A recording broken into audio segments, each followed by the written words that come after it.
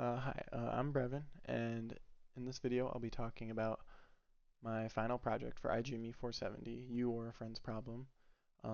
So the goal of this project is to just solve a problem I have, or just work on anything I kind of want really. So in this project I ended up opting for making a digital piece of art and taking my Arduino and making it changing my Arduino so that I can alter my piece inside of processing. So this is essentially, if you're aware of my third project, it's basically just an improved version of that because that kind of fell short of my expectations, and I just wanted to make an improved version of that. And I also made a different digital piece for this, uh, just to kind of make it feel different and improve it a bit. So, so before I even talk about my Arduino or anything, let me run my piece and show you what it is.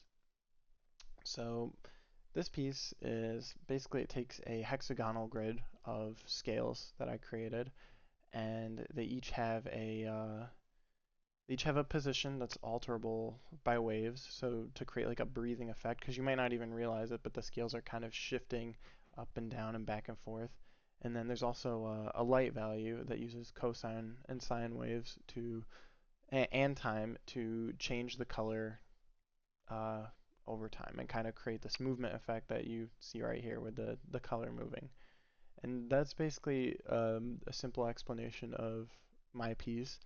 And and now I just want to show you how it works with my circuit. So you'll notice I have three buttons and a potentiometer. So let's go from left to right. So first, this button right here, if you look at my serial monitor, which I'll expand real quick if I can do so. There we go. You'll notice when I press this, I enable the potentiometer to control the waves. So what this does basically is when I move the potentiometer, it makes these colors move a lot faster. So I'll move it as high as it goes to 5, and you'll notice it moves a lot faster than if it's all the way at its lowest value, which is 0.5. Like the colors are barely moving at all. And just a quick explanation as to why I have this little button right here that toggles it on and off is you'll notice when it's on and I move it too much, it kind of gets like kind of jittery. And I think that's just because it's trying to read the potentiometer and the value might like be changing like 0.01 or it might take a second to read. But if I turn it off, then it stops trying to read it, and I don't have any of those problems. So yeah, so just to fix that issue, I included that button. And yeah, so that's what that does. And these two buttons change the color palette. So this right one should go to the next color palette, which should be a pink, I believe. Yep. And then this left one should go back to the previous color palette, which is red. And it's not just previous, it's like the previous one in the map that I have of these palettes. So if I go back, it'll go back to the last color palette in the map, which is this green and yellow. And if I keep going, I can cycle through all my palettes, which I believe I have 8 of them, right? One, two, three, 4, 5, 6, 7, 8. Yeah, eight color palettes.